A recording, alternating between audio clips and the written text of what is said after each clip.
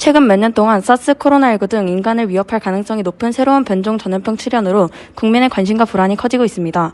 세계보건기구의 보고서에 따르면 1970년 이래 에이즈나 에볼라, 사스 등 39개에 달하는 신종 전염병이 등장했습니다. 한편 이러한 위험과 공포는 수많은 정치적, 사회적, 과학적 불확실성과 연계되어 다양한 문제를 유발하고 있으며 사회적, 경제적, 환경적 차원에서 이를 어떻게 관리해 나갈 것인가가 중요한 이슈입니다. 안녕하십니까. 저희 팀 파인마는 건강하고 행복한 삶 보장이라는 목표를 선택하였으며 감염병의 조기 종식에 관한 정책을 발표하도록 하겠습니다.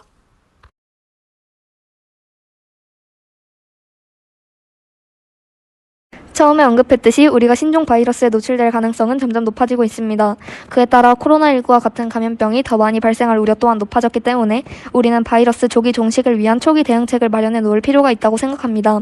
화면의 그래프를 보면 2022년 3월 기준 한국이 코로나19 신규 확진자 수 1위를 차지하고 있습니다. 저희는 여기에서 한국의 초기 코로나19 방역 체계의 문제점을 지적하고 다음 팬데믹이 발생했을 때 빠르게 대응하기 위한 전보다 더 나은 방역 정책을 제안하려고 합니다. 다음으로 방역체계의 중요성에 대해 설명하고자 합니다. 건강한 사람이라도 감염자와 만나기만 하면 감염된다고 가정하고 특정 인구 집단에 가상의 감염병이 확산되는 양상을 시뮬레이션해 보겠습니다.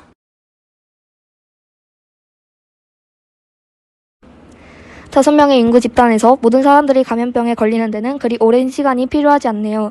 가상이 아닌 실제에서 사람들은 결국 회복하게 됩니다. 완전히 회복된 사람은 감염병을 건강한 사람에게 전파할 수 없을 뿐만 아니라 항체를 가지게 되므로 감염자를 다시 만나도 감염되지 않습니다. 200명의 인구 집단에서 감염병이 전파될 때 어떻게 되는지 살펴보겠습니다. 마을의 사람들이 무작위하게 존재하도록 배치하고 무작위한 방향으로 이동하게 하며 단 한 사람이 감염된 상태로 시뮬레이션을 시작하겠습니다. 시뮬레이션에서의 마을은 아주 작습니다. 그래서 감염병은 아주 빠르게 전 인구를 감염시킬 수 있었습니다. 그러나 실제 거대한 국가에서 확산이 시작되면 기울기가 아주 오랫동안 가파르게 증가한 뒤에야 꺾이게 될 것입니다. 현실의 감염병에 대응하기 위해 우리는 바이러스가 마을 인구 대다수를 감염시키기 전에 확산을 늦추고자 합니다. 감염병 확산 속도를 늦추기 위해 강제 격리를 시도해 보겠습니다. 전문가들에 따르면 감염자를 건강한 사람으로부터 완벽하게 격리하는 것은 불가능합니다.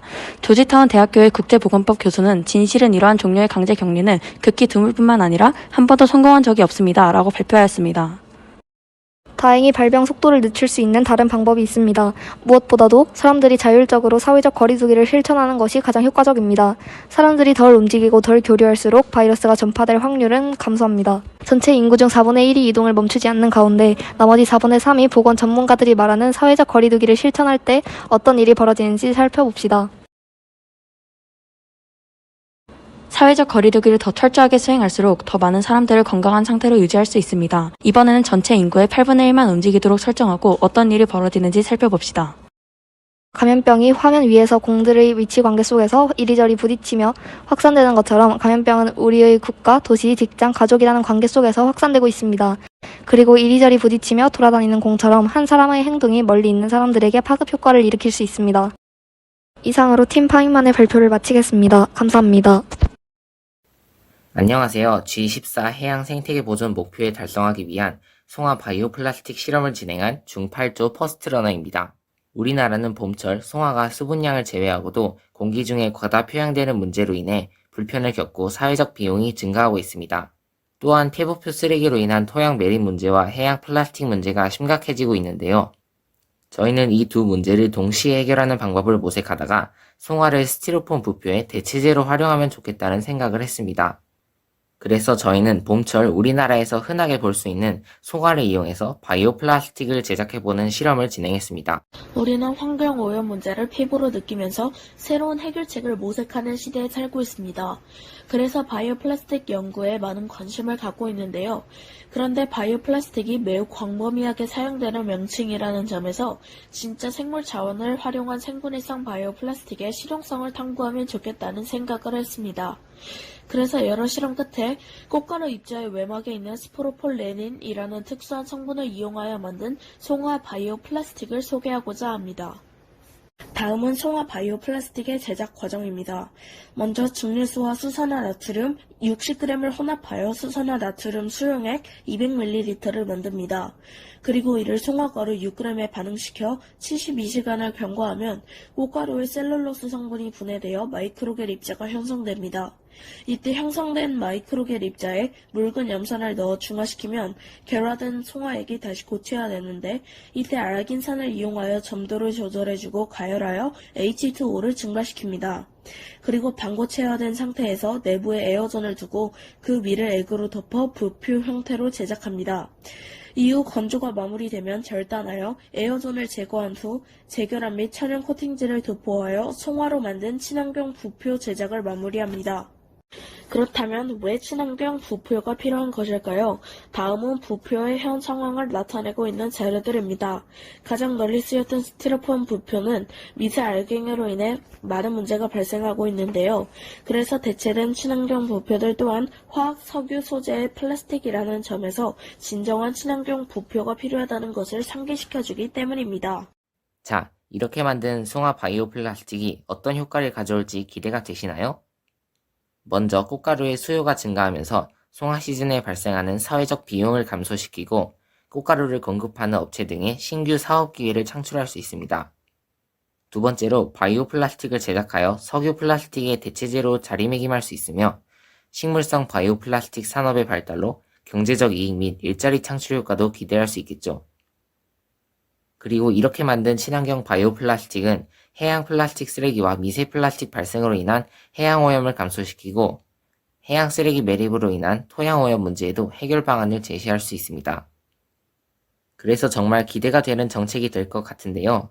송화는 수분량을 제외하고는 대부분이 폐기되기 때문에 경제성 또한 훌륭합니다. 이렇게 많은 기대 효과를 낳는 송화 바이오 플라스틱 어떠신가요? 안녕하세요. 저희는 CMS팀입니다. 저희의 탐구 주제는 12번으로 어떻게 하면 지속 가능한 생산과 소비를 할 수 있을지에 대해 탐구해 보았습니다. 저희는 지속 가능한 생산과 소비를 위해 분리수거를 더 잘 할 수 있는 방법을 찾아보았습니다. 첫 번째는 실험에 대한 설명을 하겠습니다. 지속 가능한 생산과 소비를 위한 방법으로 가장 효과적인 것이 분리수거라고 생각해 분리수거를 더 잘하기 위한 방법을 모색해 보았습니다. 두 번째는 실험 과정에 대해 얘기하겠습니다. 첫 번째는 평상시에 분리배출이 어떻게 되고 있는지 알기 위해 빈 쓰레기통을 놔둔 후 4일 동안 등교 후 화교 전 하루 2번씩 쓰레기통에 사진을 찍어 관찰했습니다. 두 번째는 이후 빈 쓰레기통 2개를 배치한 후 분리배출을 기준으로 휴지를 두어 4일 동안 등교 후 화교 전 하루 2번씩 쓰레기통에 사진을 찍어 관찰했습니다. 세 번째는 실험 결과입니다. 처음에는 분리배출의 기준이 없어 쓰레기통에는 온갖 쓰레기들이 모두 버려졌습니다. 하지만 분리배출 기준을 휴지로 정하니 휴지만 버리는 쓰레기통에는 대부분 휴지만 있고 휴지가 아닌 것들을 버리는 쓰레기통에는 거의 휴지가 없는 것을 관찰할 수 있었습니다. 마지막으로 실험에 대한 과학적 분석에 대해 얘기하겠습니다. 아무 기준 없이 쓰레기통을 배치했을 때는 쓰레기를 분류하지 않고 모두 섞어서 쓰레기통에 버렸습니다. 하지만 명확한 분류 기준과 예시를 명시해 두니 분리가 훨씬 더 잘된 모습을 볼 수 있었습니다. 두 상황의 차이는 분류 기준의 유무였습니다.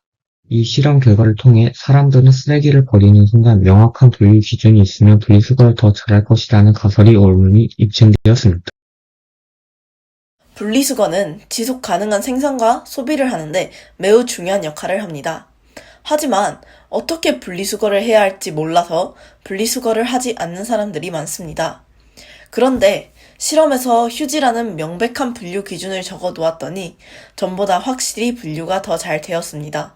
따라서 저희는 정책으로 생산 제품의 분류 기준과 분리수거 방법을 명기한 라벨을 부착하기를 제안합니다. 이를 환경적, 사회적, 경제적 측면에서 분석해 보았습니다. 첫째, 환경적 측면입니다. 분리수거한 쓰레기들은 재생자원으로 재활용할 수 있습니다. 이번 실험의 결과와 같이 쓰레기를 버리는 순간에 분리 기준을 명확히 안다면 분리배출을 더 잘 한다는 것을 확인하였습니다. 두 번째, 사회적 측면입니다. 심리학적으로 단순 노출 효과에 의해 사람은 무의식적으로 계속 어떠한 것에 노출이 되면 그것에 익숙해지게 됩니다. 만약 내가 구입한 물건들의 분리배출 방법이 명시되어 있다면 무의식적으로 분리배출에 익숙해지면서 사회적으로 분리수거에 대한 관심을 높일 수 있을 것입니다. 세 번째, 경제적 측면입니다. 생산자의 입장에서 라벨 하나를 더하는 것은 제품 생산 비용에 크게 영향을 미치지는 않을 뿐더러 재활용 재료를 이용하여 제품 생산 비용을 줄일 수도 있습니다. 또한 국가적으로 원재료 수입 비용을 줄일 수도 있습니다. 이상 발표를 마치겠습니다. 감사합니다.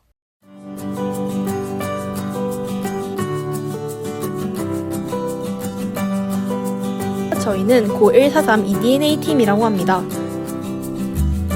저희는 구업 산업의 성장과 혁신 활성화 및 사회 기반 시설 구축을 정책 제안을 위한 KSDGS로 선정하였습니다.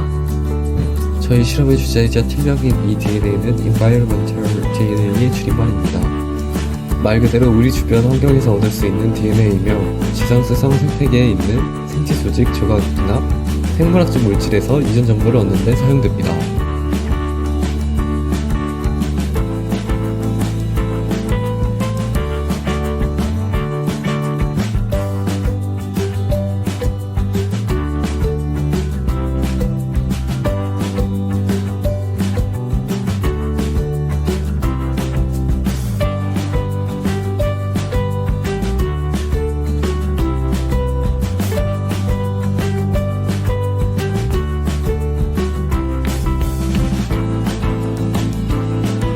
지금까지 살펴본 DNA 가시화 실험은 바나나의 DNA를 추출하여 직접 볼 수 있도록 응축시키는 실험이며 Na 플러스 이온을 DNA에 결합시켜 응축하도록 하는 것을 기본으로 다음과 같은 원리들을 이용하여 하였습니다.